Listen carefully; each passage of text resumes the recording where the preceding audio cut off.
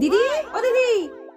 হ্যাঁ বলো রমার মা, দুটো পেঁয়াজ দাও না। পেঁয়াজ নেবে? দাঁড়াও আনছি। এই তো পেঁয়াজ। মা, তুমি কাকে পেঁয়াজ দিচ্ছ? ওই তো রমার মাকে দেবো। আগের দিন আমাদের বাড়িতে টমেটো চুরি করতে এসেছিল, দিলে কিন্তু আমি বাবাকে বলে দেবো। দেখে নাও।